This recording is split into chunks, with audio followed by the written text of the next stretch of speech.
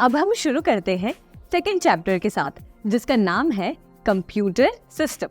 इस चैप्टर में computer system के बारे में हम और डिटेल में सीखेंगे और मुझे पूरा भरोसा है कि पहले चैप्टर में अगर आपको थोड़ी बहुत डाउट या कंफ्यूजन अगर रह गई है तो इस चैप्टर में वो एकदम अच्छे से क्लियर हो जाएगी। चलिए फिर शुरू करते हैं। इससे पहले वाले चैप्टर में हमने पढ़ा कि एक कंप्यूटर सिस्टम क्या होता है और एक कंप्यूटर अपने आसपास के वातावरण यानी कि एनवायरनमेंट से कैसे कनेक्ट करता है और कैसे कुछ डिवाइसेस का यूज करता है। इन डिवाइसेस को पेरिफेरल डिवाइसेस कहते हैं और इन्हें मेन 3 कैटेगरीज में बांटा गया है। सबसे पहले इनपुट डिवाइस, दूसरा आउटपुट डिवाइस और तीसरा input and output device. In devices में कौन कौन से डिवाइसेस आते हैं ये हम आगे चैप्टर में डिटेल में जानेंगे। इससे पहले आइए एक इंटरेस्टिंग चीज करते हैं, कंप्यूटर ऑन करना सीखते हैं। कंप्यूटर को स्टार्ट करने के लिए एक ऑन बटन दबानी होती है जिसे हम पावर बटन भी कहते हैं। तो सबसे पहला स्टेप जो आपको करना है वो है इस पावर बटन को अपने कंप्यूटर या लैपटॉप पर ढूंढना। अगर आप कंप्यूटर सिस्टम पर बैठे हैं तो ये पावर बटन आपके सीपीयू पर होगा। इस इमेज को देखकर समझिए पावर बटन कैसा दिखता है और इस पर एक पावर की साइन बनी होती है। और अगर आप एक लैपटॉप को ऑन करना चाह रहे हैं तो ये पावर बटन कीबोर्ड के ऊपर की तरफ होगा। ये बिल्कुल कीबोर्ड के ऊपर और स्क्रीन के नीचे की तरफ होता है। अब एक बार ये बटन दिख जाए तो अब दूसरे स्टेप में इस बटन को दबाना होगा। कंप्यूटर पर जैसे ही आप इस बटन को दबाएंगे तो एक लाइट जलेगी और लैपटॉप पर ये लाइट बाद में जलती है। और ये याद रखिए कि अगर डेस्कटॉप एक मॉनिटर से कनेक्टेड है तो आपको मॉनिटर को भी ऑन करना होगा। ये बटन आपको मॉनिटर के निचले हिस्से की तरफ मिलेगा और जैसे ही आप इस बटन को दबाएंगे तो एक ग्रीन लाइट जलेगी जिससे आपको पता चल जाएगा कि मॉनिटर ऑन हो चुका है। अब तीसरा स्टेप, आपको कंप्यूटर पर लॉग इन करना है। लॉग इन से मतलब है आपको अपने अकाउंट में लॉग इन करना है। इस सिचुएशन में सिर्फ आप ही उस कंप्यूटर को अगर यूज करते हैं तो फिर तो ऑन करते ही डायरेक्टली आप डेस्कटॉप पर पहुंच जाएंगे। पर अगर जिस कंप्यूटर सिस्टम पर आप लॉग इन करना चाह रहे हैं वो एक पब्लिक कंप्यूटर है, जैसे आप कोई लाइब्रेरी या साइबर कैफे में जाकर कंप्यूटर यूज करना चाह रहे हैं, तो वो कंप्यूटर ऑलरेडी आपसे पहले बहुत सारे लोग यूज कर रहे होंगे और उनके अकाउंट्स उसमें लॉग इन होंगे जिसमें अलग अलग यूजर्स के अकाउंट्स आपको दिखेंगे। यहाँ आपको इन्हीं की तरह अपना भी एक अकाउंट बनाना होगा जिसके लिए आप उस कंप्यूटर के ओनर की हेल्प ले सकते हैं। इंस्ट्रक्शंस फॉलो करके आप अपना अकाउंट बनाएं और फिर कंप्यूटर आपको अपना पासवर्ड एंटर करने के लिए कहेगा। अपना पासवर्ड एंटर करते ही आप अपने डेस्कटॉप पर पहुंच जाएंगे।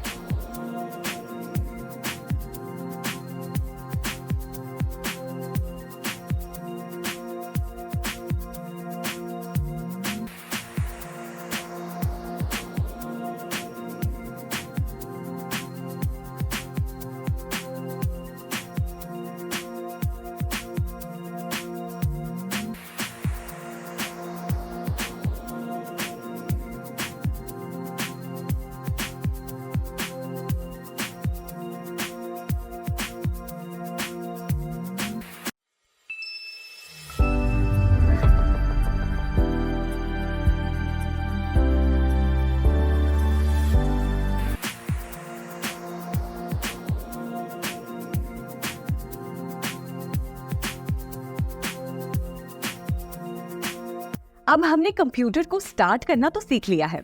आगे बढ़ते हैं और जानते हैं कंप्यूटर सिस्टम की सबसे मुख्य कंपोनेंट्स क्या है। यहाँ पर आपको एक बार रिवाइज करा दूं जो हमने इससे पहले वाले चैप्टर में भी सीखा कि एक कंप्यूटर सिस्टम एक इलेक्ट्रॉनिक डिवाइस होता है। कंप्यूटर सिस्टम बहुत सारे डिवाइसेस से बनता है। ये डिवाइसेस अलग अलग प्रकार के होते हैं और अलग अलग टास्क परफॉर्म करते हैं। एक डिवाइस होता है जो कंप्यूटर में डेटा को इनपुट करता है और फिर कंप्यूटर उस डेटा को स्टोर करता है, उसे प्रोसेस करता है और आपके सामने एक फाइनल रिजल्ट बनकर तैयार होती है। अब उदाहरण के लिए कीबोर्ड जिस पर आप टाइप करते हैं वो एक इनपुट डिवाइस है और ये डेटा कंप्यूटर में इनपुट हो जाने के बाद कंप्यूटर इस डेटा को प्रोसेस करता है और फिर कंप्यूटर उसका आउटपुट दिखाता है अपने स्क्रीन पर। इसमें आउटपुट डिवाइस में क्या हुआ? कंप्यूटर स्क्रीन, सही कहा मैंने। तो इन सारे अलग अलग इनपुट आउटपुट डिवाइसेस को मिलाकर एक कंप्यूटर सिस्टम बनता है। यहाँ आपको एक बहुत इंटरेस्टिंग बात बता रही हूँ। कंप्यूटर इतने सारे जो हैवी काम करता है, इतना सब कुछ बस इलेक्ट्रिक सिग्नल्स की मदद से करता है, यानी कि बस ऑन और ऑफ, जिसमें ऑन का मतलब है सर्किट ऑन और ऑफ का मतलब है सर्किट ऑफ। और ये डेटा इनपुट करना, स्टोर करना, प्रोसेस करना, आउटपुट देना, सब कुछ एक कंप्यूटर सिस्टम का हिस्सा है। और ये कंप्यूटर सिस्टम इंफॉर्मेशन सिस्टम का एक हिस्सा है। इससे आप क्या समझ पा रहे हैं? चलिए एक थोड़ा इंटरेस्टिंग तरीके से समझते हैं। हम ये जानते हैं कि कंप्यूटर एक ऐसा मशीन है जो डेटा को पहले स्टोर करता है, उसे प्रोसेस करता है और अंत में आपको एक रिजल्ट दिखाता है। इस कंप्यूटर को गांव का एक रजिस्टर मान लीजिए। आप अपने गांव को इमेजिन करिए, तो आपके गांव से रिलेटेड सारा डेटा एक रजिस्टर में लिखा जाता होगा। यहाँ उस रजिस्टर की जगह पर आप कंप्यूटर को इमेजिन करिए और सोचिए कि आपके गांव का सारा डेटा इस कंप्यूटर में स्टोर किया गया है। जैसे गांव में कितने घर होते हैं, कितने लोग रहते हैं और किसका सबसे बड़ा घर है, वगैरह वगैरह। अब गांव में अगर कोई नया घर बनता है तो आप उस डेटा की एंट्री कंप्यूटर में करेंगे, राइट? तो ये हो गया कि आप कंप्यूटर को इनपुट दे रहे हैं। अब आपने जो इनपुट दिया है, कंप्यूटर उन सारे डेटा को प्रोसेस करता है। जैसे टोटल कितने घर हैं, कितने लोग एक घर में रहते हैं और कौन सा घर सबसे ज्यादा बड़ा है। मान लीजिए आपको सभी के घरों का एरिया कैलकुलेट करना है, तो कंप्यूटर आपको रिजल्ट के तौर पर दिखाएगा कि कौन सा घर सबसे बड़ा है। ये जो सारा प्रोसेस है वो एक इंफॉर्मेशन सिस्टम का हिस्सा है, यानी कि कंप्यूटर एक सूचना प्रणाली का हिस्सा है जो इंफॉर्मेशन देने का काम करता है। और इस सूचना प्रणाली में 5 ऐसे इंपॉर्टेंट कंपोनेंट्स हैं जो इसका हिस्सा बनते हैं: लोग, प्रोसीजर, सॉफ्टवेयर, हार्डवेयर और डेटा। लोग यानी कि हम, जिन्हें कंप्यूटर मदद करता है जिससे हम और ज्यादा अपने काम में तेज और ज्यादा परफेक्ट बनते हैं। दूसरा प्रोसीजर। प्रोसीजर में कंप्यूटर को यूज करने का और कैसे और किस तरह से वो हमें रिजल्ट देगा, ये सारा सब कुछ रूल्स और इंस्ट्रक्शंस के आधार पर होता है, जिसे कंप्यूटर एक्सपर्ट्स ने लिखा है। तीसरा सॉफ्टवेयर। सॉफ्टवेयर में कई तरह के प्रोग्राम्स होते हैं जो अलग अलग टास्क के लिए बनाए गए होते हैं। इन प्रोग्राम्स में रूल्स लिखे हुए होते हैं जो कंप्यूटर को बताते रहते हैं कि कोई एक टास्क कैसे परफॉर्म करना है। चौथा हार्डवेयर, जो सॉफ्टवेयर की हेल्प लेकर अपने टास्क परफॉर्म करता है, जैसे कि माउस, कीबोर्ड, मॉनिटर, प्रोसेसर और मेमोरी डिवाइसेस। और पांचवा डेटा। और डेटा वो है जो हम कंप्यूटर को देते हैं। जैसे पहले एक एग्जाम्पल में हमने कंप्यूटर को हमारे गांव का डेटा दिया। इसमें हर तरह का डेटा आता है। वो एक इमेज हो सकता है, नंबर्स के रूप में हो सकता है, साउंड हो सकती है, इन शॉर्ट कोई भी तरह का डेटा। तो ये थे इंफॉर्मेशन सिस्टम के कंपोनेंट्स। तो अभी तक इस चैप्टर में हमने क्या सीखा? कंप्यूटर ऑन कैसे करते हैं, कंप्यूटर सिस्टम क्या होता है और कैसे कंप्यूटर इंफॉर्मेशन सिस्टम का एक हिस्सा है। अब कंप्यूटर सिस्टम का अर्थ तो हमने समझ लिया है कि अच्छा, हम एक डिवाइस से इनपुट देते हैं और प्रोसेसर उसे प्रोसेस करता है और एक आउटपुट डिवाइस उसे प्रेजेंट करता है। ये सारा काम, ये सारा प्रोसेस हार्डवेयर कंपोनेंट्स करते हैं। या यूं कह लें कि अगर हार्डवेयर कंपोनेंट्स हैं तो कंप्यूटर है, अगर हार्डवेयर कंपोनेंट्स नहीं तो कंप्यूटर भी नहीं। अब इतने इंपॉर्टेंट कंपोनेंट्स हैं, इसके बारे में पता तो जरूर होना चाहिए कि आखिर इसमें कौन सी चीजें आती हैं, कौन से कंपोनेंट्स आते हैं। अब चैप्टर के इस सेक्शन में हम हार्डवेयर के बारे में थोड़ी और बातें कर लेते हैं, एकदम आसान तरीके से। हार्डवेयर वो सिंपल शब्द है जो हमारे कंप्यूटर सिस्टम की उन चीजों को डिस्क्राइब करता है जो हम देख सकते हैं, छू सकते हैं या यूज कर सकते हैं। ऐसे कंपोनेंट्स को हम इनपुट, आउटपुट, स्टोरेज और प्रोसेसिंग कंपोनेंट्स में डिवाइड कर सकते हैं। ये वो फिजिकल पार्ट्स हैं जो हमारे कंप्यूटर का एक हिस्सा तो जरूर है, पर सीपीयू का इंटरनल हिस्सा नहीं है, और इन्हें हम पेरिफेरल डिवाइसेस कहते हैं। अगर हम अपने कंप्यूटर के मेटल केस के अंदर देखें तो वहाँ प्रोसेसर, मेन और सेकेंडरी मेमोरी, पावर सप्लाई और सपोर्ट करने वाले हार्डवेयर होते हैं। ये सभी कंपोनेंट्स कंप्यूटर के मेन सर्किट बोर्ड, जिसे मदरबोर्ड कहा जाता है, उससे कनेक्टेड होते हैं। और पावर सप्लाई का काम बड़ी हद तक इस पावर सप्लाई कंपोनेंट्स के द्वारा होता है। और सभी पेरिफेरल डिवाइसेस जैसे कीबोर्ड, मॉनिटर, इन सब को हम कनेक्टर के माध्यम से मेटल केस के पीछे कनेक्ट करते हैं। तो बताइए, एक कंप्यूटर सिस्टम के मुख्य हार्डवेयर कंपोनेंट्स क्या हुए? Processor, input device, output device, main memory और सेकेंडरी मेमोरी। इन कंपोनेंट से मिलकर हमारा कंप्यूटर काम करता है।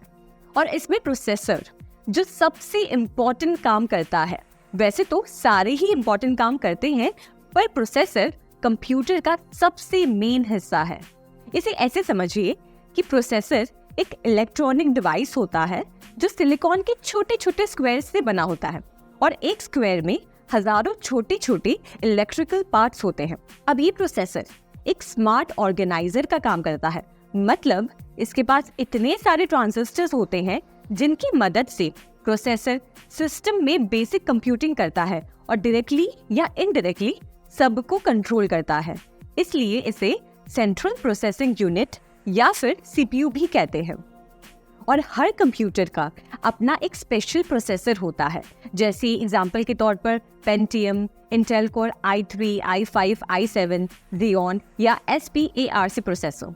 ये प्रोसेसर्स कंप्यूटर का दिमाग होते हैं जो सबको ऑर्गेनाइज करके रखने में मदद करते हैं। तो समझ गए ना, प्रोसेसर एक इलेक्ट्रॉनिक ब्रेन है कंप्यूटर का जो सबको स्मार्ट तरीके से कंट्रोल करता है। और अगर बात करें सॉफ्टवेयर कंपोनेंट्स की, तो ये वो कंपोनेंट्स हैं जो दिखाई नहीं देते पर होते जरूर हैं आपके कंप्यूटर की डिजिटल मेमोरी में। सॉफ्टवेयर काम करता है डिजिटल फॉर्म में, मतलब सॉफ्टवेयर का डेटा और कंप्यूटर प्रोग्राम एक डिजिटल मेमोरी में स्टोर रहता है। कंप्यूटर प्रोग्राम एक तरह का इंस्ट्रक्शन मैनुअल है जो प्रोसेसर के काम करने में हेल्प करता है और ऐसे प्रोसेसर को कंप्यूटर प्रोग्राम से इंस्ट्रक्शंस मिलते हैं। और यहाँ पर डेटा है प्रोग्राम की रिक्वायरमेंट यानी कि ज़रूरत। जैसे आपके फ़ोन में प्लेलिस्ट का डेटा होता है, वैसे ही प्रोग्राम को भी डेटा की ज़रूरत पड़ती है। और ये डेटा किसी भी फॉर्म में हो सकता है, जैसे कि शब्दों में, नंबर्स में, इमेजेस में, ऑडियो में, कुछ भी। तो शॉर्ट में सॉफ्टवेयर एक इनविजिबल हिस्सा है कंप्यूटर का जो उसे इंस्ट्रक्शंस देता है और अच्छे से ऑर्गेनाइज्ड रखता है।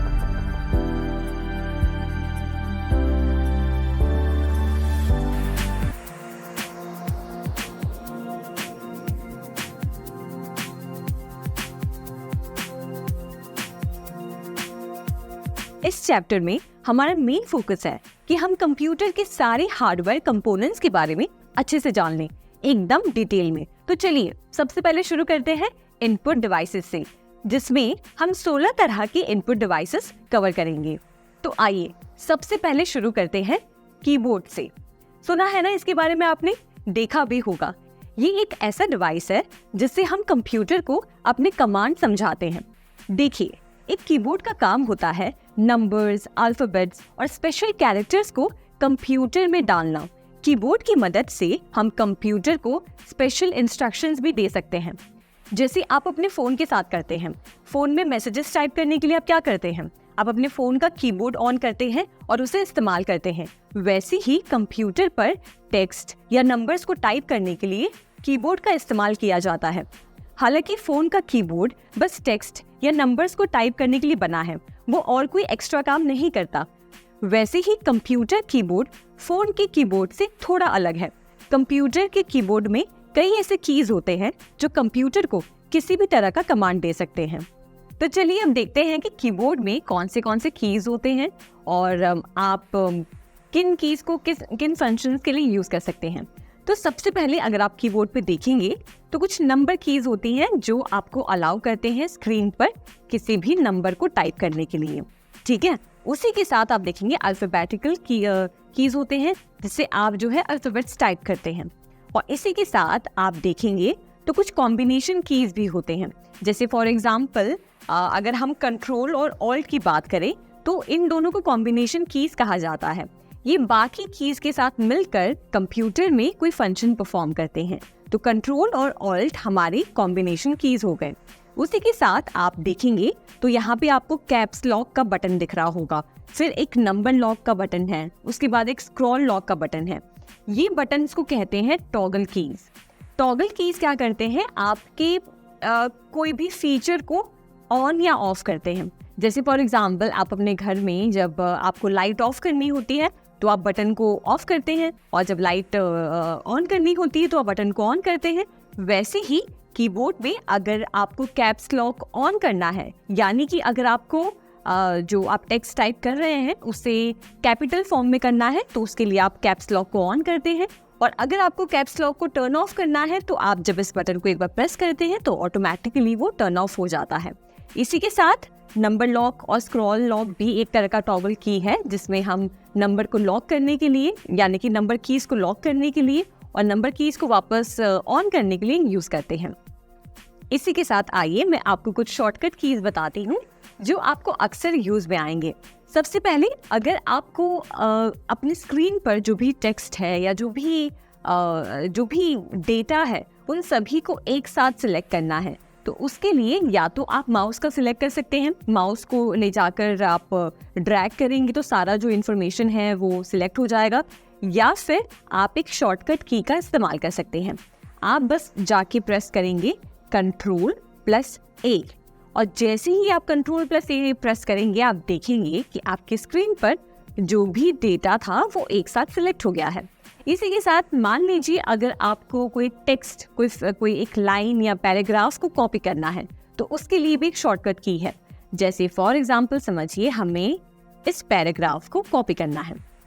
अब इस पैराग्राफ को कॉपी करने के लिए हम या तो राइट क्लिक करके उसे कॉपी कर सकते हैं या तो हम एक शॉर्टकट की इस्तेमाल कर सकते हैं। उसके लिए आप अपने कीबोर्ड पे प्रेस कर सकते हैं Ctrl+C। जैसे ही आप Ctrl+C प्रेस करते हैं जो टेक्स्ट है वो कॉपी हो जाता है, और जब आप इसे पेस्ट करना चाहते हैं तो आप आसानी से Ctrl+V दबाकर उस टेक्स्ट को वापस पेस्ट कर सकते हैं।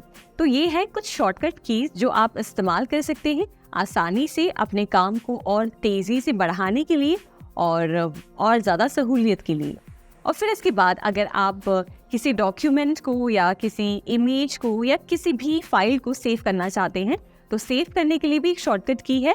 आप Ctrl+S दबाकर उस फाइल को डायरेक्टली सेव कर सकते हैं।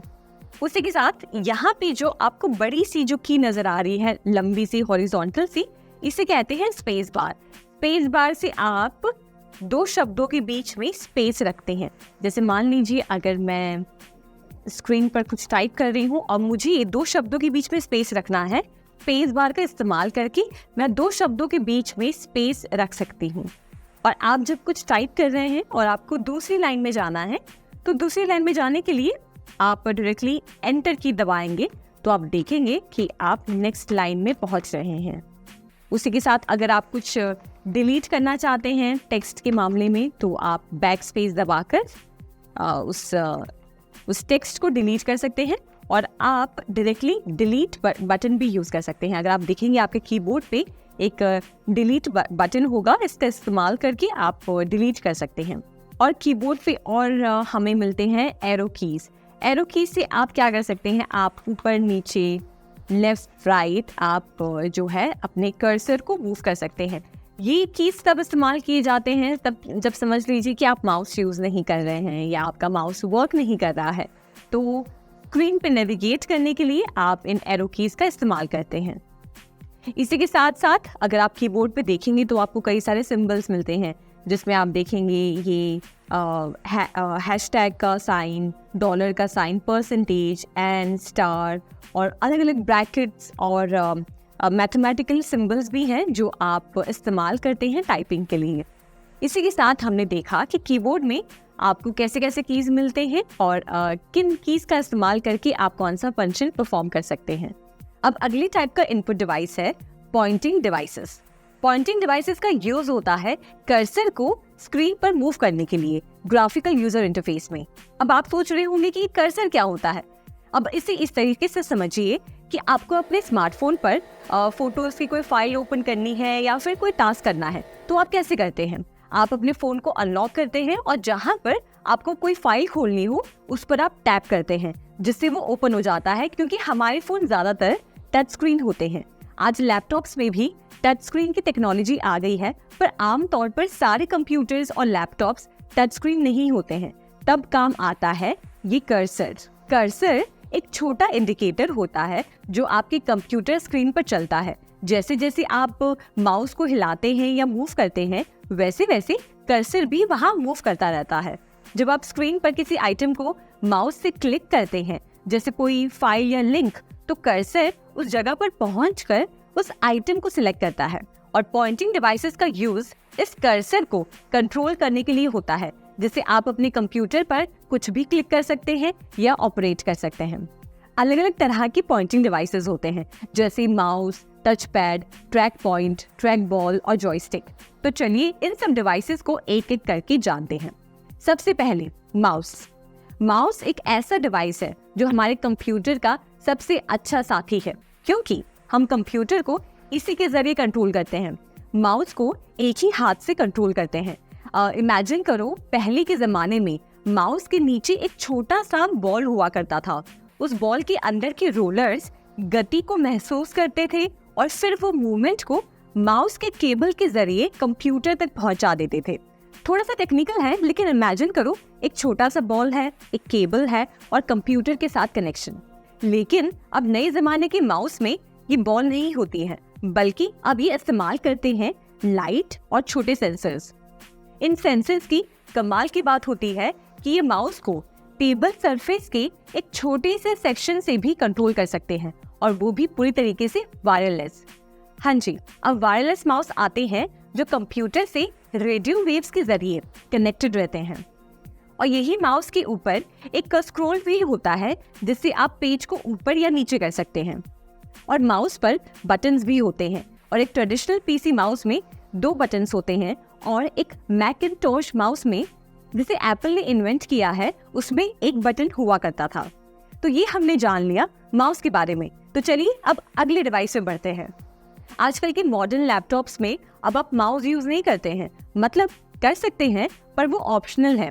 अपने लैपटॉप पर अब आपको देखने मिलेगा कि कीबोर्ड से नीचे की तरफ एक फ्लैट सरफेस होती है और यूजर उस पर मूवमेंट करता है स्क्रीन पर क्लिक करने के लिए। ये एक तरह से समझिए कि जो हमारा ओरिजिनल माउस था वो अब फ्लैट सरफेस हो गया है। जैसे आप माउस को यूज करते हैं लेफ्ट और राइट क्लिक करके, वैसे ही इस टच पैड को आप टच करके मूव कर सकते हैं और लेफ्ट और राइट क्लिक कर सकते हैं। एक और इंटरेस्टिंग तरीका है कर्सर को कंट्रोल करने का, जो है ट्रैक पॉइंट। ये आपको अक्सर बिजनेस लैपटॉप्स में देखने मिलेंगे। उनके कीबोर्ड पर कीज के बीच में, यानी कि कीबोर्ड के बीच में एक ट्रैक पॉइंट होता है, जो दिखने में अक्सर छोटे राउंड बटन की तरह दिखता है। जैसे टच पैड यूज किया जाता है कर्सर को मूव करने के लिए, वैसे ही ट्रैक पॉइंट यूज करते हैं कर्सर को मूव करने के लिए। अब आप सोच रहे होंगे कि ऑलरेडी जब टच पैड है तो फिर ये ट्रैक पॉइंट की क्या जरूरत है। तो चलिए मैं आपको बताती हूँ। इसका जवाब है कि यूजर कीबोर्ड पर से हाथ हटाए बिना कर्सर को मूव कर सकता है, जबकि एक यूजर जब टच पैड यूज करता है तो उसे बार बार कीबोर्ड और टच पैड के बीच में स्विच करना पड़ता है। पर ये ट्रैक पॉइंट की वजह से वो टाइप भी कर सकता है और साथ ही साथ कर्सर को भी मूव कर सकता है। ट्रैक बॉल भी एक तरह का माउस है, जिसमें एक छोटा सा बॉल होता है माउस के ऊपर की तरफ। आप अपने उंगलियों से इस बॉल को मूव करते हैं और अंदर के रोलर्स इस मूवमेंट को डिटेक्ट करते हैं और कंप्यूटर को इंस्ट्रक्शन भेजते हैं। ट्रैक बॉल डेस्क पर फिक्स होता है, इसलिए इसको चलाने के लिए ज्यादा स्पेस की जरूरत नहीं होती। आपको बता दूं कि ट्रैक बॉल्स आज भी इस्तेमाल किए जाते हैं और कुछ लोग इन्हें माउस की जगह प्रेफर करते हैं, स्पेशली अगर आपके पास लिमिटेड डेस्क एरिया है या फिर आपको कांस्टेंट हैंड मूवमेंट से थोड़ा सा डिस्कम्फर्ट फील होता है। तो ऐसे सिचुएशन में एक ट्रैक बॉल बहुत अच्छा ऑप्शन है। इसकी स्टेशनरी नेचर की वजह से आपको माउस को मूव करने की जरूरत नहीं पड़ती, सिर्फ उंगलियों से ही कंट्रोल कर सकते हैं।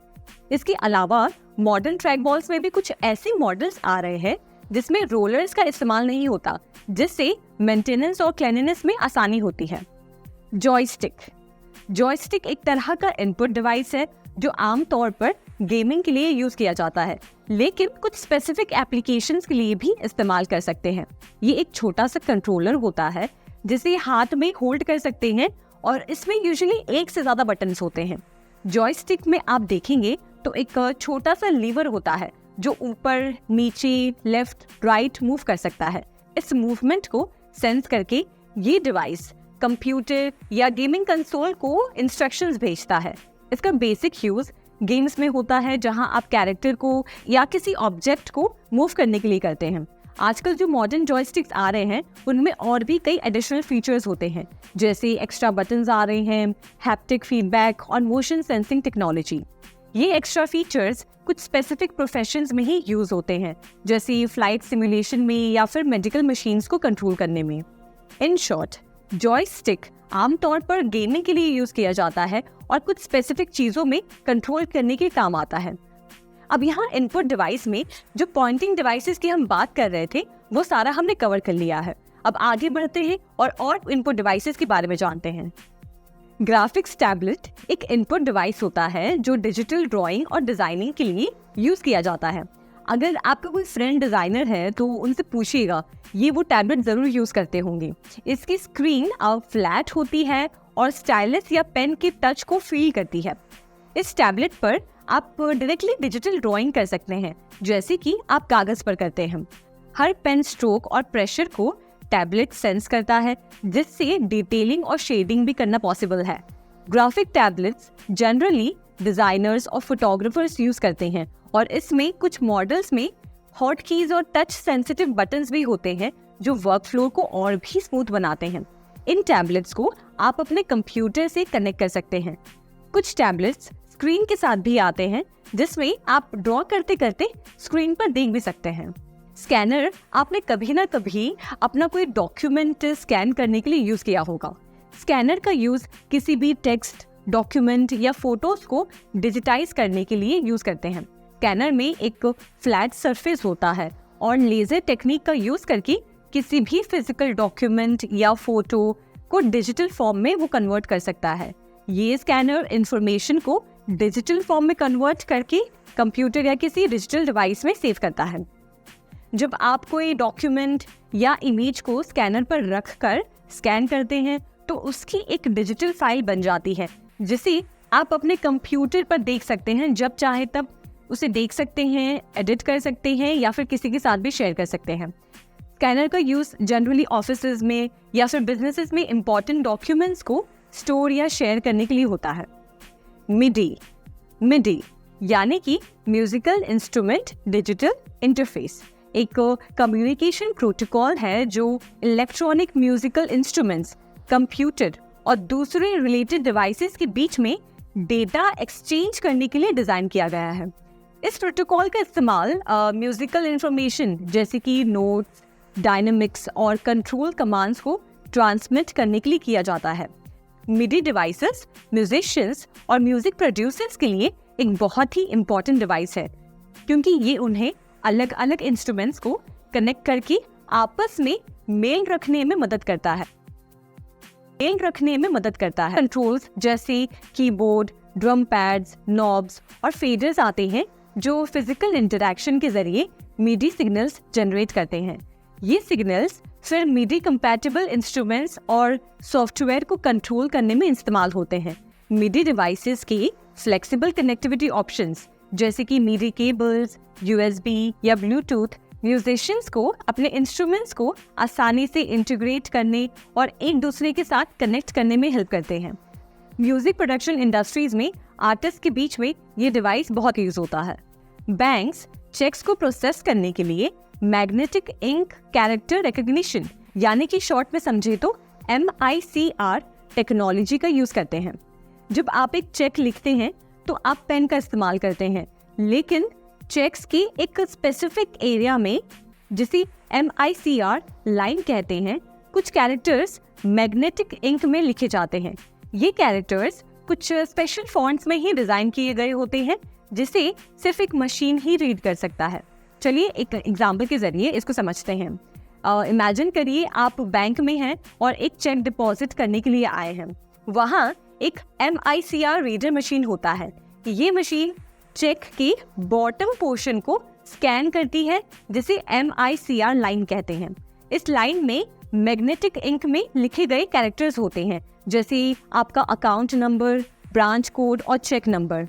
इस MICR टेक्नोलॉजी के इस्तेमाल से मशीन जल्दी और सही चेक की इंफॉर्मेशन को पढ़ लेती है। इससे एरर्स कम होते हैं और ट्रांजैक्शंस सिक्योर बनते हैं। तो जब आप अपने चेक को बैंक में डिपॉजिट करते हैं, वो मशीन MICR लाइन को पढ़कर आपके अकाउंट की डिटेल्स को आइडेंटिफाई करती है और ट्रांजैक्शंस को स्मूथली प्रोसेस करती है। इस तरह MICR टेक्नोलॉजी चेक्स की प्रोसेसिंग को और एफिशिएंट और सिक्योर बना रही है। आपने OMR शीट सुना होगा। हम जिस पेज पर MCQs के क्वेश्चन को भरते हैं उसे अक्सर OMR शीट कहा जाता है। इसमें OMR का मतलब है ऑप्टिकल मार्क रीडर, जो कि एक स्कैनर होता है। ऑप्टिकल मार्क रीडर यानी कि OMR एक टेक्नोलॉजी है जो स्पेशली डिजाइन की गई है शीट्स या फॉर्म्स को स्कैन और एनालाइज करने के लिए। इसमें शीट्स पर दिए गए बबल्स को आप फिल करते हैं। आप अपने जवाब देते हैं, जैसे स्कूल या कॉलेज के एग्जाम्स में यूज होता है। OMR शीट्स पर हर क्वेश्चन के सामने स्पेसिफिक ऑप्शंस के लिए बबल्स बने होते हैं। इसमें आपको सही ऑप्शन को फिल करना होता है। जब आपकी फिल शीट को OMR रीडर मशीन में स्कैन किया जाता है तो वो इंफ्रारेड लाइट का इस्तेमाल करके फिल्ड बबल्स को डिटेक्ट करती है। इससे darkly field bubbles easily detect हो जाते हैं और मशीन आपके दिए गए जवाब को आइडेंटिफाई कर लेती है। OMR टेक्नोलॉजी एग्जाम्स और सर्विस को करेक्ट और जल्दी प्रोसेस करने के लिए यूज किया जाता है। ये ज्यादा मात्रा में डेटा को हैंडल कर पाती है और ह्यूमन एरर्स के चांसेस भी नहीं होते। इसलिए OMR टेक्नोलॉजी एग्जाम्स में काफी यूज होते आ रहे हैं, खास करके स्कूल, कॉलेजेस और कॉम्पिटिटिव एग्जाम्स में। OCR यानी कि ऑप्टिकल कैरेक्टर रिकग्निशन टेक्नोलॉजी का मुख्य उद्देश्य है इमेजेस और प्रिंटेड या लिखे गए टेक्स्ट को इलेक्ट्रॉनिक फॉर्म में तब्दील करना जो मशीन एनकोडेड होते हैं।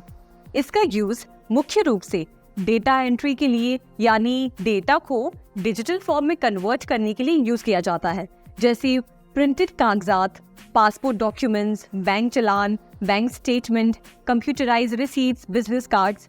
ये एक आम तरीका है जिससे प्रिंटेड टेक्स्ट को डिजिटाइज कर सकते हैं। तो ऐसे डेटा को एडिट कर सकते हैं, आप सर्च कर सकते हैं या किसी के साथ भी शेयर कर सकते हैं। इसके अलावा इसे मशीन प्रोसेसेस के लिए भी इस्तेमाल किया जाता है, जैसे machine translation, text to speech conversion यानी कि टेक्स्ट को स्पीच पे कन्वर्ट करने के लिए। OCR के इस्तेमाल से किसी प्रिंटेड या लिखे गए टेक्स्ट को मशीन रीडेबल फॉर्मेट में तब्दील करके उसे कई तरह के एप्लीकेशंस में इस्तेमाल करती है, जो कि अगर मैन्युअली करना पड़ता तो आप सोचिए कि कितना समय लगता और उसमें ह्यूमन एरर्स भी कितने होते हैं। बारकोड रीडर मशीन को समझने के लिए आइए सबसे पहले बारकोड क्या होता है उसे समझते हैं। बारकोड एक तरीका है, एक माध्यम है जिसमें हर तरह के प्रोडक्ट या आइटम की आइडेंटिटी छुपी होती है। एग्जाम्पल के तौर पर आप जब किसी डिपार्टमेंटल स्टोर में जाते हैं और कुछ सामान खरीदते हैं तो काउंटर पर बिल बनाते समय हर एक प्रोडक्ट के ऊपर एक कोड बना होता है।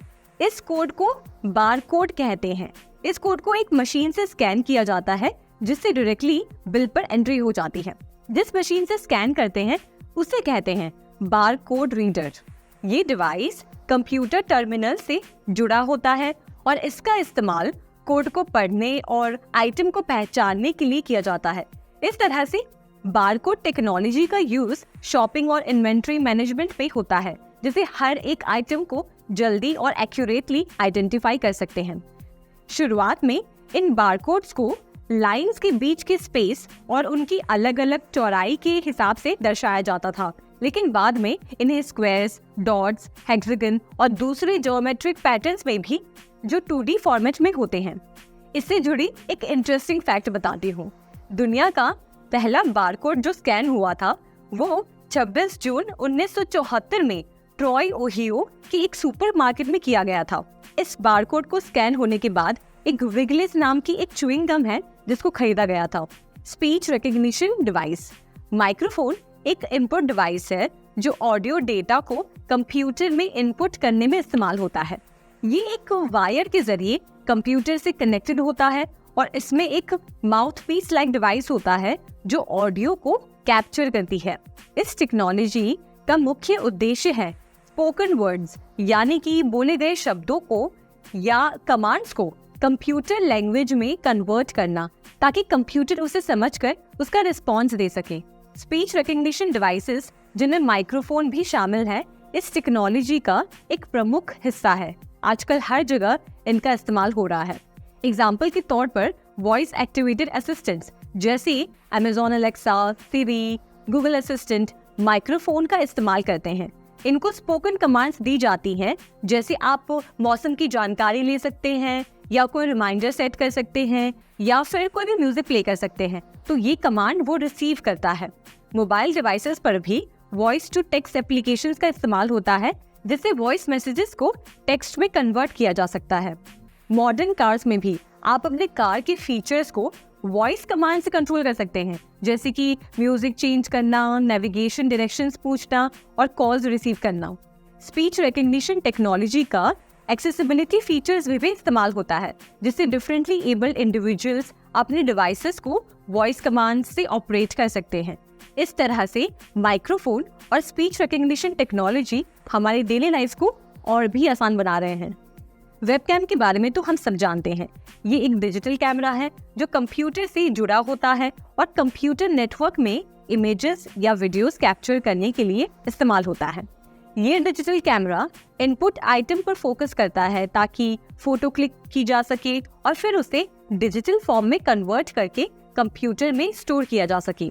इस तरह से वेबकैम आपको कंप्यूटर पर इमेजेस या वीडियोस कैप्चर करने में मदद करता है और इन्हें कंप्यूटर में फीड करता है। ये online video calls, online classes या फिर अपने कंप्यूटर पर फोटोज और वीडियोस देखने के लिए इस्तेमाल करते हैं।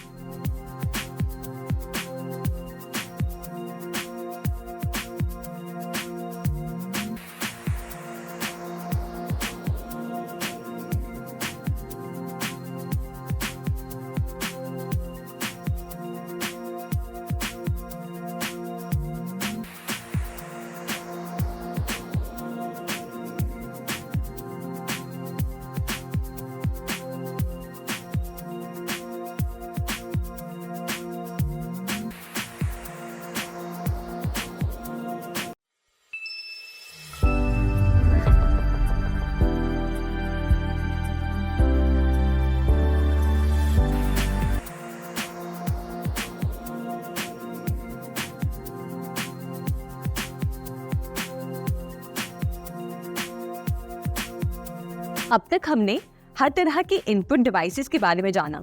अब बारी है आउटपुट डिवाइसेस की। तो सबसे पहला आउटपुट डिवाइस जो हम कवर करेंगे वो है मॉनिटर, या यूं कह लें कि आपके कंप्यूटर का स्क्रीन। जो भी आउटपुट कंप्यूटर तैयार करता है उसका फाइनल रिजल्ट आप किस पर देखते हैं? मॉनिटर पर देखते हैं। दो टाइप के मॉनिटर्स होते हैं, एक होते हैं CRT मॉनिटर्स और दूसरे होते हैं फ्लैट पैनल मॉनिटर्स। सबसे पहले CRT मॉनिटर्स के बारे में जानते हैं। CRT यानी कि कैथोड रे ट्यूब मॉनिटर्स कुछ साल पहले यूज हुआ करते थे, पर आज आप इनको शायद ही कहीं पर देखेंगे। आज इनको फ्लैट स्क्रीन मॉनिटर्स ने रिप्लेस कर दिया है। भले ही आज CRT मॉनिटर्स यूज में नहीं है, पर शुरुआत तो इन्हीं से हुई थी, तो इसके बारे में हमें थोड़ी बहुत नॉलेज तो जरूर होनी चाहिए। तो इसलिए चलिए CRT मॉनिटर्स के बारे में जानते हैं। ये monitor cathode ray tube technology का इस्तेमाल करते थे। ये एक डब्बे के आकार में आते थे। आज भी ये मॉनिटर्स आपको कहीं ना कहीं देखने मिलेंगे। अब ये CRT मॉनिटर्स काम कैसे करते थे, अब वो सुनिए। ये मॉनिटर एक डब्बे के शेप के आकार के होते थे और इनको CPU से कनेक्ट किया जाता था। इस डब्बे के अंदर एक पिक्चर ट्यूब होती थी जो डिस्प्ले क्रिएट करती थी, यानी कि स्क्रीन पर इमेज क्रिएट करती थी। इस मॉनिटर के अंदर एक इलेक्ट्रॉन गन होता था जो एक कैथोड रे ट्यूब के जरिए स्क्रीन पर एक पिक्चर क्रिएट करने के लिए इलेक्ट्रॉन्स को शूट करता था। ये पिक्चर अलग अलग कलर्स और पिक्सेल्स के बने होते थे। CRT मॉनिटर्स का एक विशेष फीचर था उनकी डेप्थ और साइज। आज की LCD मॉनिटर से अगर हम तुलना करें तो ये बहुत बड़े होते थे, एक डब्बे की आकार के। इनका रेजोल्यूशन भी आज की LCD मॉनिटर्स के मुकाबले बहुत कम होता था। आज जो आप डिस्प्ले पर इतनी क्लियर पिक्चर्स देख पाते हैं, पहले के मॉनिटर्स में उतनी क्लैरिटी नहीं थी क्योंकि उनमें उतनी एडवांस टेक्नोलॉजी नहीं थी। आपने स्कूल में जरूर ये CRT मॉनिटर यूज किया होगा, तो आपको पता होगा कि उसमें इमेज क्लैरिटी उतनी अच्छी नहीं होती थी। और आज तो LCD और LED मॉनिटर्स आ गए हैं जिन्होंने पूरी तरीके से CRT मॉनिटर्स को रिप्लेस कर दिया है। जैसे होता है ना, हर एक इन्वेंशन का एक वक्त होता है। जैसे ही कोई नई टेक्नोलॉजी या कोई नया इन्वेंशन आता है तो पुरानी वाली सोसाइटी में से मिट ही जाती है। वैसा ही हुआ CRT मॉनिटर्स के साथ। पर CRT मॉनिटर्स भी उस समय के हिसाब से काफी अच्छा परफॉर्मेंस देते थे। LCD और LED मॉनिटर्स तो अब आए हैं। इससे पहले हम सब CRT मॉनिटर्स पे ही सारे टास्क करते थे ना, गेमिंग, डिजाइनिंग, कैलकुलेशन, ब्राउजिंग, सब कुछ आसानी से CRT मॉनिटर्स पे कर पाते थे। क्या आपको पता है CRT मॉनिटर्स की इमेज क्वालिटी 800x600 और 1024x760 हुआ करती थी। ये पिक्सल साइज आज के मुकाबले में बहुत कम है, इसलिए CRT मॉनिटर्स पर इमेजेस काफी धुंधली सी दिखती थी। पर एक कमाल की बात है कि इनका जो रिफ्रेश रेट था काफी हाई हुआ करता था, जिससे मोशन ग्राफिक्स और वीडियोस फोटोज की तुलना में ज्यादा स्मूथ और क्लियर दिखते थे। अब चलिए CRT मॉनिटर्स के बारे में तो हमने जान लिया। आप जानते हैं कि आज के ज़माने में जो मॉनिटर्स यूज होते हैं, यानी कि flat panel monitors. Flat panel monitors के नाम से ही आप समझ रहे होंगे कि ये वो मॉनिटर्स हैं जो पतले होते हैं, यानी कि डब्बे के आकार के नहीं होते हैं। इनका सबसे इम्पोर्टेंट हिस्सा LCD होता है, जिसे कहते हैं लिक्विड क्रिस्टल डिस्प्ले। तो आप जानते हैं कि LCD स्क्रीन्स आखिर काम कैसे करते हैं। तो ये समझिए कि LCD स्क्रीन एक लिक्विड क्रिस्टल लेयर से बनी होती है। एक लेयर होती है जो इलेक्ट्रिक करंट से कंट्रोल होती है, और इस लिक्विड क्रिस्टल लेयर के पीछे एक बैकलाइट होती है जहां से रोशनी हमेशा जलती रहती है जब आप टीवी ऑन करते हैं। तो होता क्या है कि यहाँ से जब रोशनी लिक्विड क्रिस्टल पर टच होती है तो आपको अपने सामने पिक्चर्स और जो भी वीडियोस होते हैं वो कलर में दिखते हैं। LCD स्क्रीन की एक ड्रॉबैक है कि वो उतना अच्छा कॉन्ट्रास्ट नहीं दे पाते हैं। मतलब समझिए कि जहाँ पे इमेजेस या वीडियो में जहाँ पे ब्लैक पार्ट है या थोड़ा सा डार्क पार्ट है, वहाँ पे भी लाइट जलती रहती है, तो उतना कॉन्ट्रास्ट लेवल उतना अच्छा नहीं मिल पाता। और अब LCDs में एक लेटेस्ट टेक्नोलॉजी आ गई है जिसे कहते हैं TFT, यानी कि थिन फिल्म ट्रांजिस्टर्स। ये हर एक पिक्सल को कंट्रोल करते हैं, जिससे स्क्रीन पर इमेज एकदम शार्प नजर आती है और बेहतर नजर आती है, जो पहले LCDs में बहुत धुंधली नजर आती थी। अब LCD का एक एडवांस वर्जन मान लीजिए LED, जिसमें समझिए कि LCD के पीछे LED बैकलाइट लगा होता है जो LCD पैनल को रोशनी और एनर्जी प्रोवाइड करता है। LED स्क्रीन वो होती है जिसमें रोशनी इमिट करने वाले छोटे छोटे डायोड होते हैं जो LED कहलाते हैं। LED स्क्रीन्स में भी छोटे छोटे लाइट्स होते हैं जो सारे कलर्स को दिखाने में हेल्प करते हैं। हर एक LED लाइट खुद से रोशनी इमिट करता है, जिससे हमारे स्क्रीन पर विविड कलर्स और क्लियर पिक्चर्स दिखाई देते हैं। CRT मॉनिटर से हमारा जो LCD मॉनिटर्स की तरफ स्विच हुआ है उसने काफ़ी सारे फायदे पहुंचाए हैं। पहले तो LCD मॉनिटर्स CRT मॉनिटर्स के मुकाबले वजन में कम होते हैं और इनका डिज़ाइन एकदम पतला होता है, जिसकी वजह से वो टेबल पर कम जगह लेते हैं। LCD मॉनिटर्स कम पावर भी यूज़ करते हैं, जिसकी वजह से आपका बिजली का बिल भी कम आता है। इनकी इमेज क्वालिटी भी CRT मॉनिटर्स के मुकाबले बहुत अच्छी नज़र आती है। और आपको पता है LCD मॉनिटर्स में स्क्रीन की ब्राइटनेस और रिफ्रेश रेट को आप खुद कंट्रोल कर सकते हैं, जिसकी वजह से आप अपने आंखों के कंफर्ट के हिसाब से उसके लेवल को सेट कर सकते हैं। और आखिर में LCD मॉनिटर्स CRT मॉनिटर्स के मुकाबले बहुत लंबे समय तक चलते हैं, क्योंकि इनमें कोई मूविंग पार्ट्स नहीं होते हैं। अब आप समझ पा रहे होंगे कि ये जो CRT मॉनिटर से LCD मॉनिटर में हमारा जो स्विच हुआ है उसने कंप्यूटर टेक्नोलॉजी की वैल्यू और भी ज़्यादा बढ़ा दी है। अब हमारे अगले तरह के आउटपुट डिवाइस के बारे में जानते हैं, जो है प्रिंटर। एक ऐसी डिवाइस जो कंप्यूटर या किसी इलेक्ट्रॉनिक डिवाइस के साथ मिलकर किसी भी डिजिटल इंफॉर्मेशन को पेपर पर प्रिंट करती है, यानी कि पेपर पर छापती है। इसके बारे में तो हम सब जानते हैं। अब एग्जाम्पल के तौर पर समझिए कि मेरे पास मेरे आधार कार्ड की फ़ोटो है और वो मेरे फ़ोन में है। तो मैं क्या चाह रही हूँ कि इस आधार कार्ड की फ़ोटो की मैं हार्ड कॉपी करा दूँ। तो मैं साइबर कैफे में जाऊँगी और उस फोटो को कंप्यूटर में डालूंगी और प्रिंटर उसे प्रिंट करके मुझे दे देगा, यानी कि मेरे पास आधार कार्ड की फ़ोटो पेपर पर अब छप जाएगी। तो यहाँ आधार कार्ड की फ़ोटो हो गई मेरी डिजिटल कॉपी, पर अब जो आधार कार्ड की फ़ोटो मेरे पेपर पर है वो कहलाएगी हार्ड कॉपी। प्रिंटर्स की आउटपुट क्वालिटी को मेजर करने के लिए DPI का यूज होता है।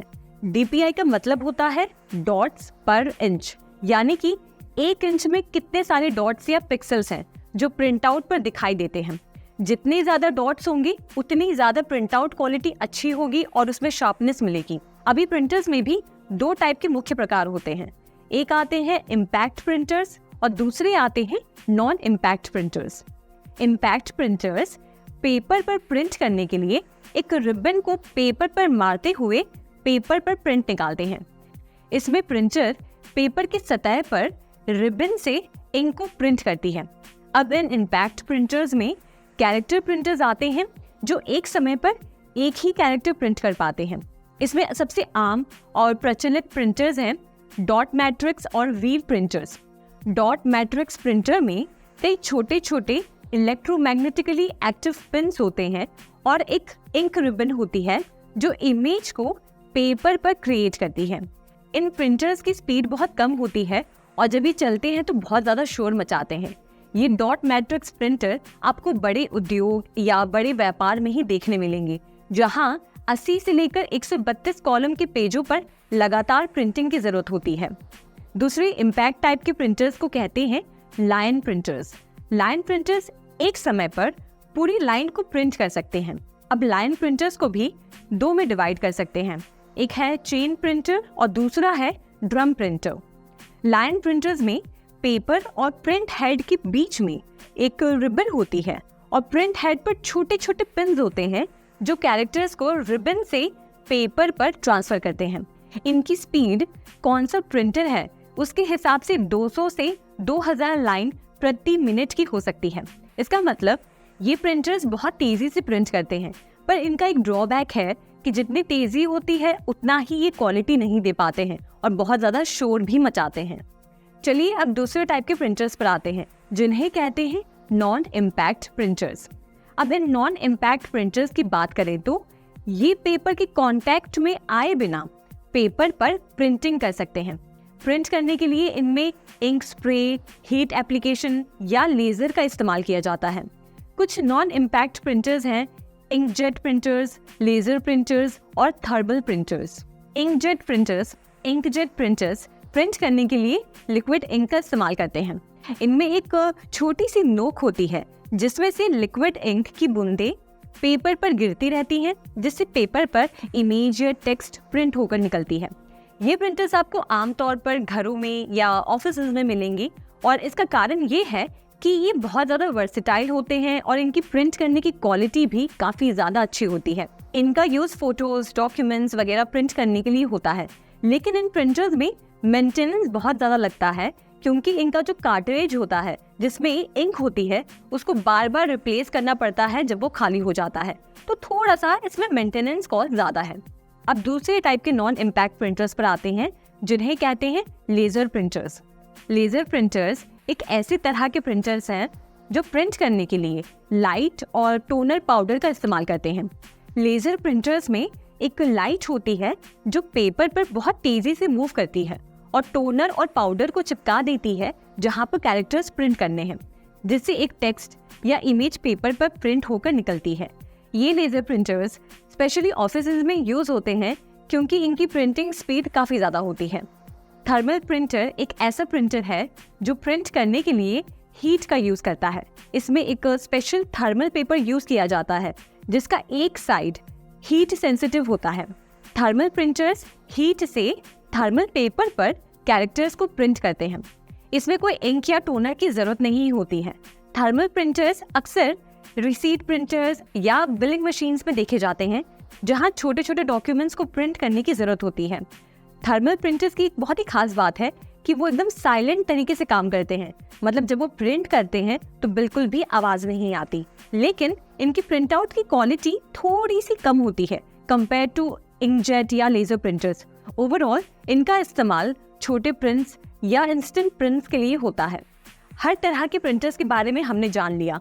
अब आगे बढ़ते हैं हमारी बाकी आउटपुट डिवाइसेस की तरफ।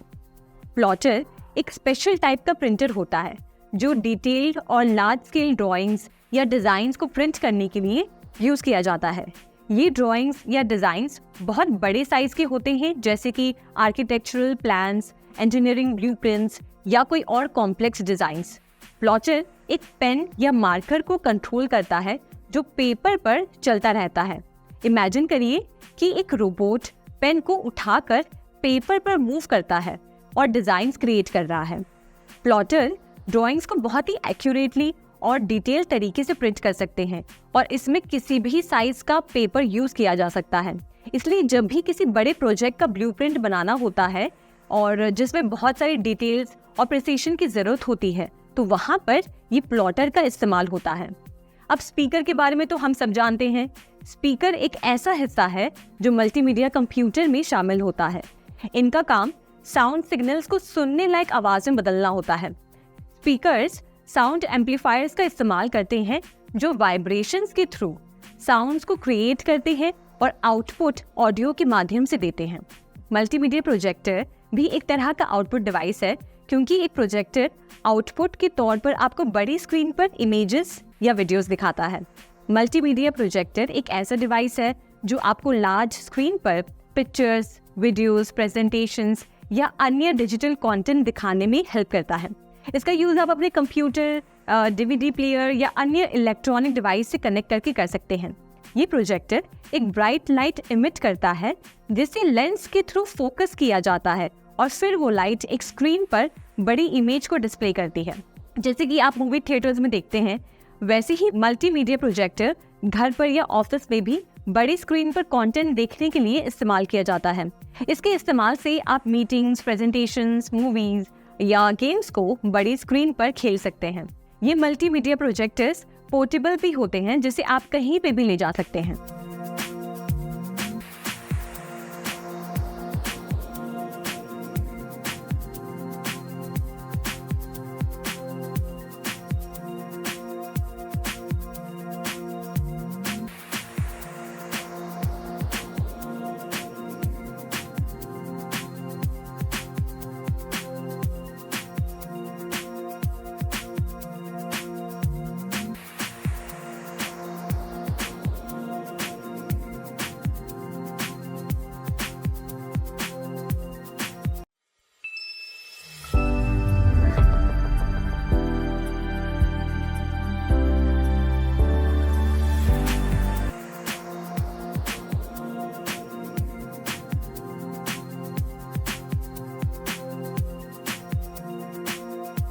अब चैप्टर में आगे बढ़ते हुए हम इनपुट आउटपुट डिवाइसेस के बारे में जानेंगे।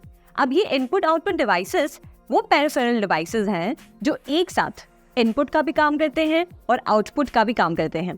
अब इसमें कई तरह के डिवाइसेस आते हैं, पर हम फेमस वाले डिवाइसेस कवर करेंगे। सबसे पहले हम बात करेंगे फैक्स मशीन की। फैक्स मशीन के बारे में आपने सुना तो जरूर होगा, ये बहुत पहले यूज हुआ करता था, आजकल इसका कोई काम नहीं है। फैक्स मशीन एक सिंपल मशीन है जिसके थ्रू आप कोई भी डॉक्यूमेंट एक जगह से दूसरी जगह पे भेज सकते हैं। तो एक सिंपल एग्जांपल से समझिए उस समय में अगर मेरे पास एक फैक्स मशीन होता तो मैं क्या करती कि मैं अपने डॉक्यूमेंट को फैक्स मशीन के ऊपर रखती, वहाँ पर नंबर डायल करती जिस रिसीवर फैक्स मशीन को मुझे भेजना है। नंबर डायल करने के बाद मेरा जो फैक्स मशीन है वो उस डॉक्यूमेंट को स्कैन करेगा और फिर उसे मॉड्यूलेट करेगा, यानी कि सिग्नल फॉर्म में कन्वर्ट करेगा। उसके बाद वो सिग्नल टेलीफोन लाइंस के थ्रू रिसीवर फैक्स मशीन के पास पहुंचेगा और वहां पर रिसीवर फैक्स मशीन उस सिग्नल को डिमॉड्यूलेट करके एक उसकी हार्ड कॉपी यानी कि प्रिंट आउट निकाल कर दे देगा। तो उस समय में इतना आसान था किसी भी डॉक्यूमेंट को कहीं पर भी भेजना। तो इसकी आज ज़रूरत नहीं है, क्योंकि आज हमारे पास ईमेल और इंटरनेट है जिसके ज़रिए हम डॉक्यूमेंट्स को कहीं पर भी भेज सकते हैं। अब आगे बढ़ते हैं हमारे अगले डिवाइस की तरफ, जिसका नाम है MS डिवाइस, यानी कि multi function device. Multi function device से ही आप समझ पा रहे होंगे कि ये मल्टी लेवल काम कर सकता है, यानी कि प्रिंट भी कर सकता है, स्कैन भी कर सकता है, एक सर्वर भी बन सकता है, डॉक्यूमेंट कॉपी भी कर सकता है और भी तरह के काम कर सकता है। तो ये एक ऐसा डिवाइस होता है जो प्रिंटर का काम, डॉक्यूमेंट स्कैन करने का काम, कॉपियर का काम यानी कि डॉक्यूमेंट कॉपी करने का काम, फैक्स मशीन का काम और डॉक्यूमेंट सर्वर का काम एक साथ आप एक डिवाइस पे कर सकते हैं। तो इस वजह से आपको इतने सारे कामों के लिए अलग अलग मशीन खरीदने की जरूरत नहीं पड़ती। आप एक ही मशीन से ये सारे कार्य आसानी से कर सकते हैं। अब हमारे अगले डिवाइस की तरफ बढ़ते हैं, जिसे कहते हैं मॉडेम। मॉडेम का फुल फॉर्म है मॉड्यूलेटर डीमॉड्यूलेटर। इस डिवाइस का काम होता है किसी भी डेटा को एक प्रकार से दूसरे प्रकार में कन्वर्ट करना, यानी कि एनालॉग सिग्नल को डिजिटल फॉर्म में कन्वर्ट करना या तो फिर डिजिटल फॉर्म को एनालॉग सिग्नल में कन्वर्ट करना। इसके मुख्य दो काम होते हैं, मॉड्यूलेशन और डीमॉड्यूलेशन।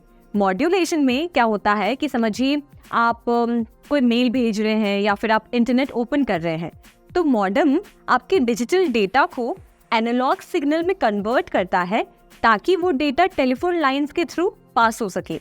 अब डीमॉड्यूलेशन में क्या होता है कि जब आपका डेटा डेस्टिनेशन पर पहुंचता है तो ये मॉडेम आपके एनालॉग सिग्नल को डिजिटल फॉर्म में कन्वर्ट करता है जिससे कि रिसीवर उसे पढ़ सके या तो उसे समझ सके।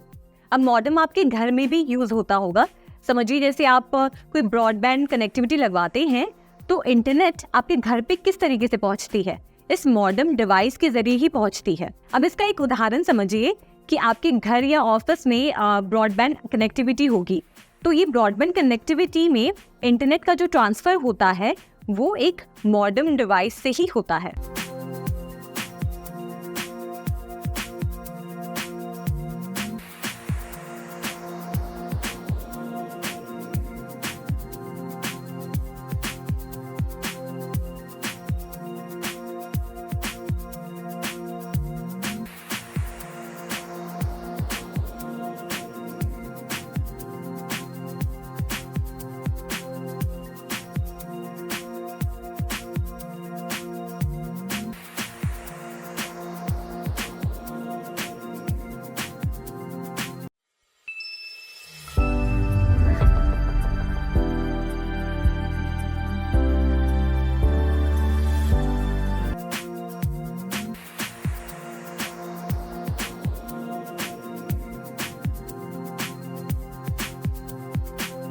अब आगे बढ़ते हुए कंप्यूटर मेमोरी के बारे में जानते हैं।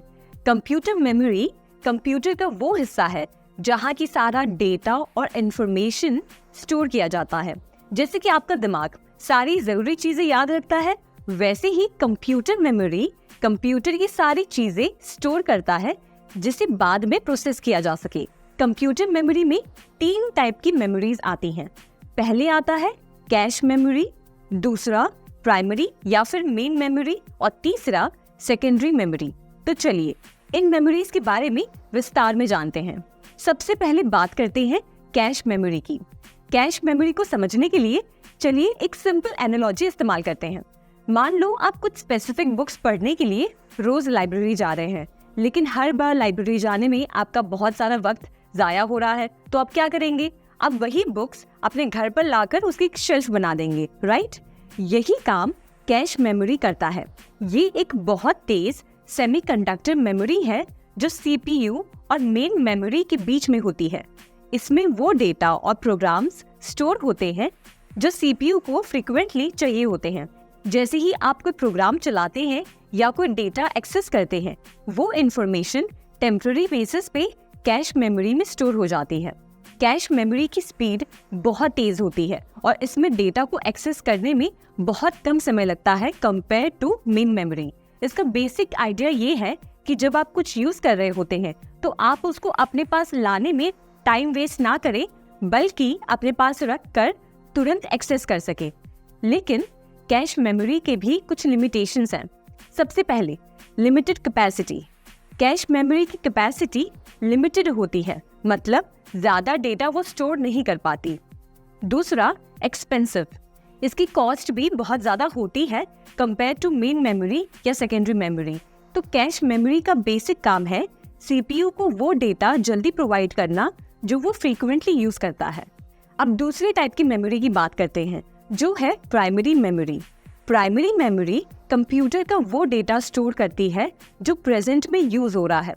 यानी कि अगर समझिए आपने अपना लैपटॉप या कंप्यूटर बंद कर दिया, पावर ऑफ कर दिया, तो वो सारा डेटा डिलीट हो जाएगा। प्राइमरी मेमोरी सेमीकंडक्टर डिवाइसेस से बनती हैं, जैसे कि इंटीग्रेटेड सर्किट्स जो सिलिकॉन बेस्ड ट्रांजिस्टर से बनते हैं।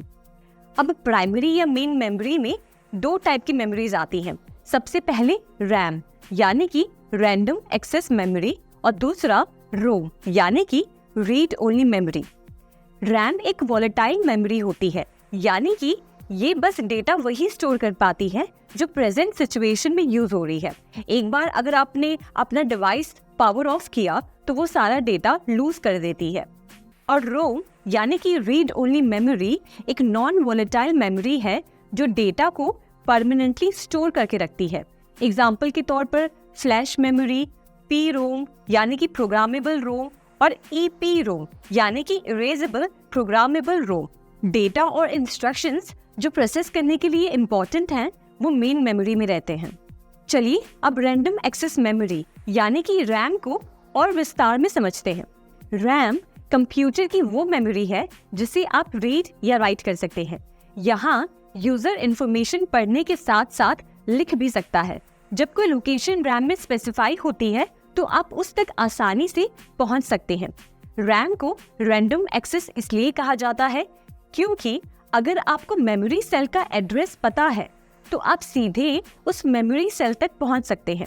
सपोज आप एक गेम खेल रहे हैं और गेम के इंस्ट्रक्शंस, ग्राफिक्स और करंट स्टेट, जैसे कि आपका कैरेक्टर किस पोजीशन पे खड़ा है, सब कुछ रैम में टेम्परेरी बेसिस पे स्टोर होता है।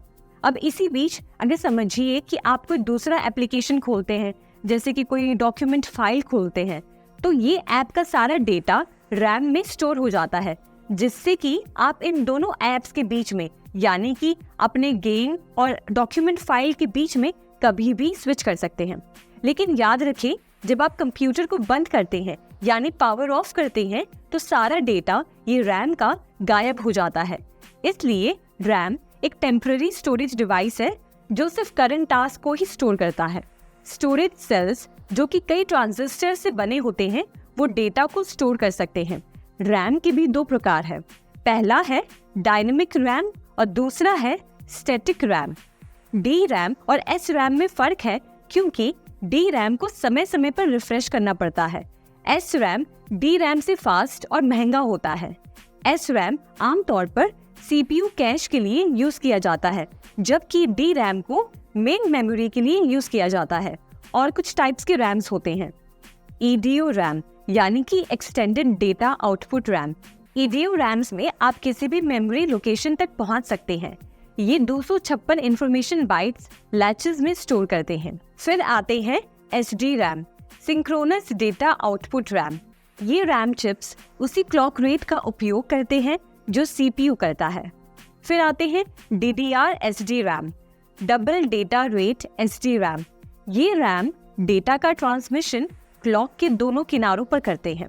अब आगे बढ़ते हुए दूसरे टाइप की मेमोरी के बारे में बात करते हैं, जो है रोम यानी कि read only memory.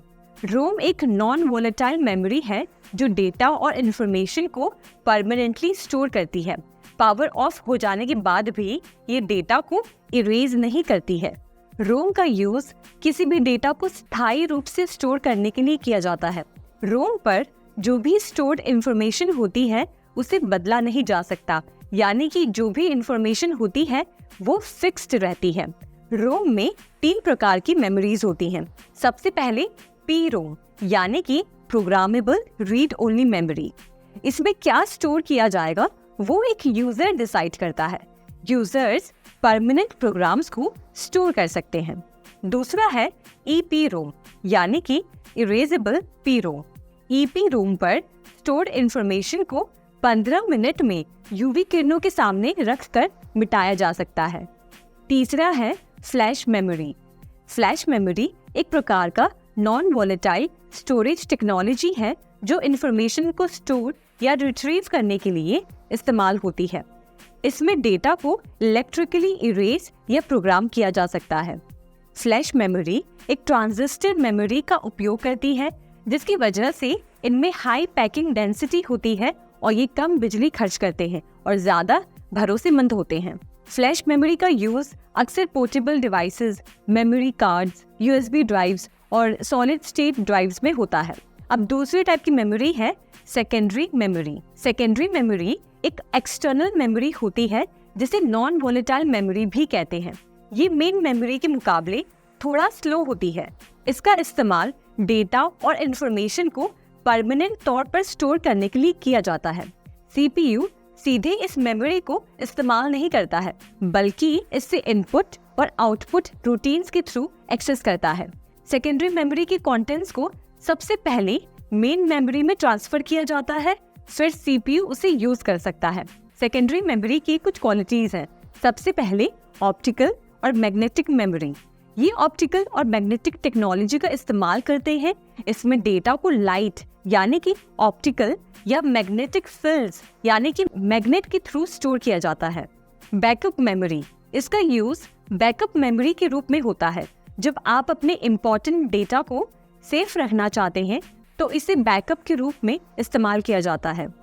Permanent storage, इसमें डेटा परमानेंटली स्टोर रहते हैं, यानी कि जब भी पावर ऑफ हो तो भी डेटा लूज नहीं होता। स्लो एक्सेस, सेकेंडरी मेमोरी की एक्सेस स्पीड प्राइमरी मेमोरी के मुकाबले थोड़ी स्लो होती है। इसमें डेटा को एक्सेस करने में थोड़ा समय लगता है। लार्ज डेटा स्टोरेज, इसमें लार्ज और वॉल्यूमिनस डेटा को स्टोर करने की कैपेसिटी होती है और इसमें स्टोरेज कॉस्ट भी कम होता है। जैसे कि हार्ड डिस्क में आपको बहुत ज़्यादा स्पेस मिलता है और लार्ज फाइल्स और एप्लीकेशंस आप आराम से स्टोर कर सकते हैं। अब सेकेंडरी मेमोरी में हार्ड डिस्क की बात करते हैं। ये एक डेटा स्टोरेज डिवाइस है जो डिजिटल इंफॉर्मेशन को स्टोर या प्राप्त करने के लिए इस्तेमाल होता है। इसमें एक या ज़्यादा फास्ट रोटेटिंग डिस्क होते हैं जो मैग्नेटिक मटेरियल से कोटेड होते हैं। इन डिस्क को प्लैटर्स कहते हैं और इन पर मैग्नेटिक हेड्स होते हैं जो इंफॉर्मेशन को रीड और राइट करने में मदद करते हैं। ये प्लैटर्स एक मूविंग आर्म पर होती हैं। डेटा को रैंडम एक्सेस पैटर्न में ऑब्टेन किया जाता है, जिसका मतलब है कि डेटा को किसी भी ऑर्डर में एक्सेस किया जा सकता है। HDD हार्ड डिस्क ड्राइव अपने डेटा को पावर ऑफ होने पर भी इंटैक्ट रखता है। इसकी एक मुख्य क्वालिटी है उसकी कैपेसिटी और परफॉर्मेंस। 1 TB यानी कि 1 टेराबाइट डिस्क ड्राइव 1000 गीगाबाइट्स यानी कि 1000 GB के बराबर होता है, जिसमें 1 GB में 1 बिलियन बाइट्स होते हैं। डिस्क ड्राइव की परफॉर्मेंस डेटा रेट जैसे पैरामीटर्स के हिसाब से मेजर होती है, जो बताती है कि दिए गए समय में कितना डेटा रिट्रीव किया जा सकता है। अब दूसरे टाइप की सेकेंडरी मेमोरी के बारे में बात करते हैं, जो है ऑप्टिकल डिस्क।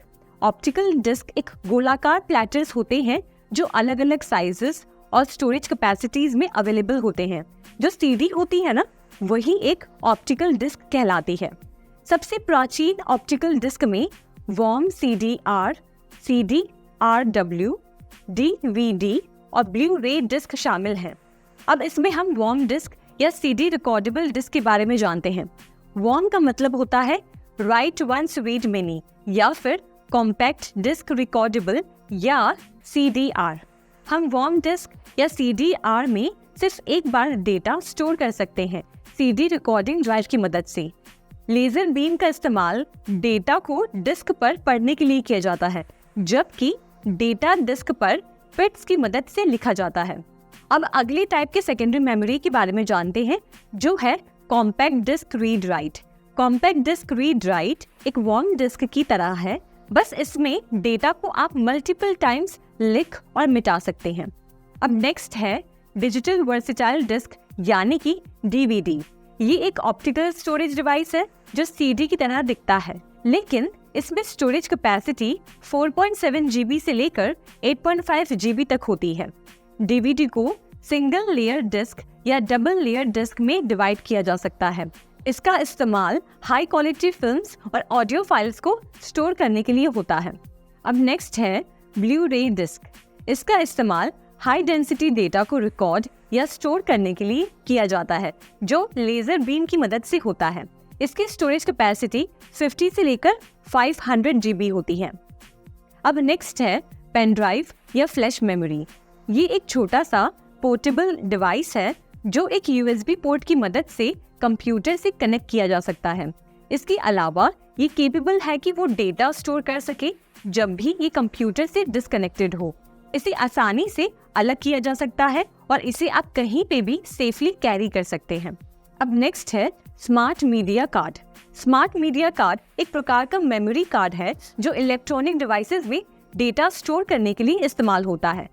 ये कार्ड ओरिजिनली सोनी और तोशिबा के कोलैबोरेशन में डेवलप किया गया था। इसका प्राइमरी इस्तेमाल डेटा स्टोरेज, ट्रांसफर और शेयरिंग के लिए होता है। ये कार्ड कॉम्पैक्ट और लाइट वेट होता है, इसलिए इसे अक्सर डिजिटल कैमरास और अदर पोर्टेबल डिवाइसेस में यूज किया जाता है। अब अगला है सिक्योर डिजिटल कार्ड। ये एक दूसरी जनरेशन का मल्टीमीडिया कार्ड है। इसकी खास बात यह है कि इसमें डेटा को लॉक और प्रोटेक्ट करने की कैपेबिलिटी होती है। इसमें 2 वेरिएंट्स होते हैं। सबसे पहला है माइक्रो SD कार्ड। ये स्मार्टफोन्स में डेटा स्टोरेज के लिए यूज किया जाता है। इसमें डेटा को सिक्योर रखने की कैपेसिटी होती है। और दूसरा है मिनी SD कार्ड। ये माइक्रो SD कार्ड से छोटा होता है और उसके सारे क्वालिटीज भी रखता है।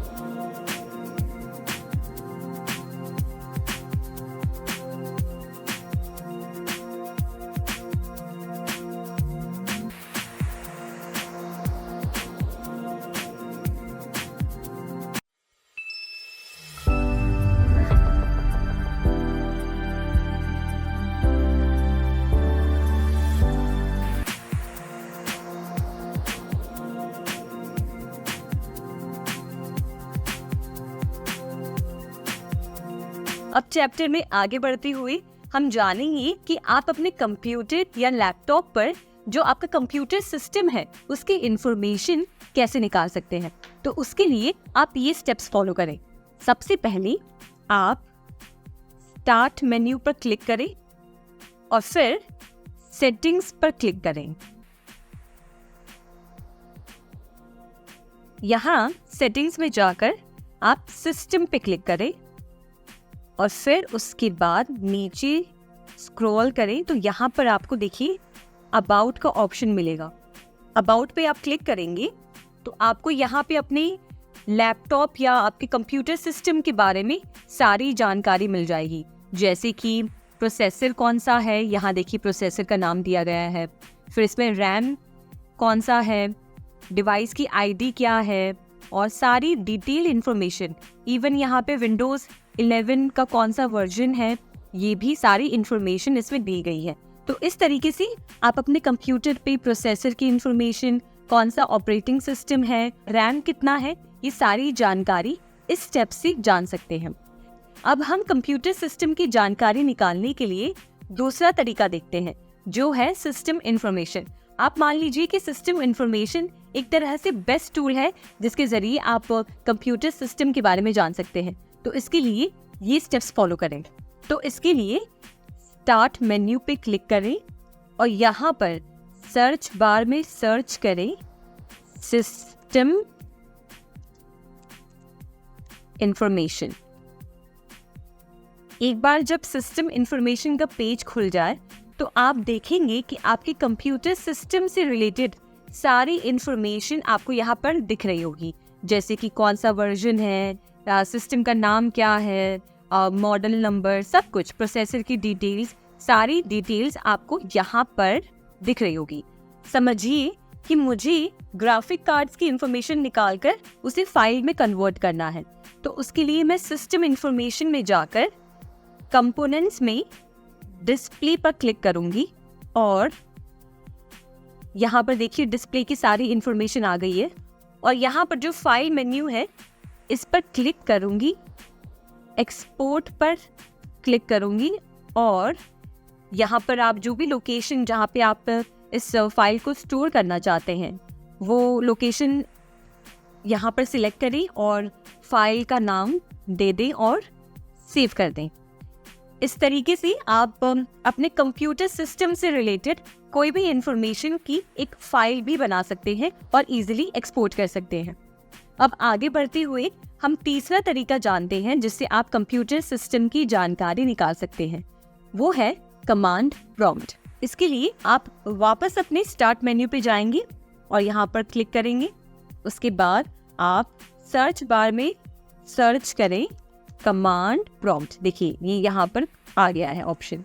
अब इस कमांड प्रॉम्प्ट पर आप राइट क्लिक करेंगे। राइट क्लिक करने के बाद आपको देखिए यहाँ पे पहला ऑप्शन जो नजर आ रहा है रन एज एडमिनिस्ट्रेटर, आपको इस पर क्लिक करना है। एक बार आपने क्लिक किया ये विंडो ओपन होगी।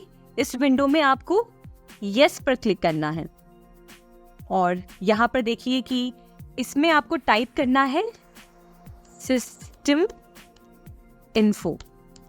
सिस्टम इन्फो टाइप करने के बाद आप अपने कीबोर्ड पर एंटर दबाएं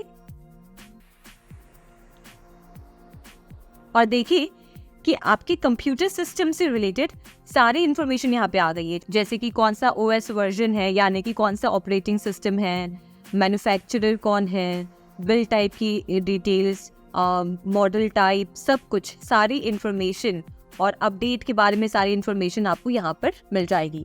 तो ये थे 3 तरीके जिसके जरिए आप कंप्यूटर सिस्टम की जानकारी अपने कंप्यूटर पे या लैपटॉप पर देख सकते हैं।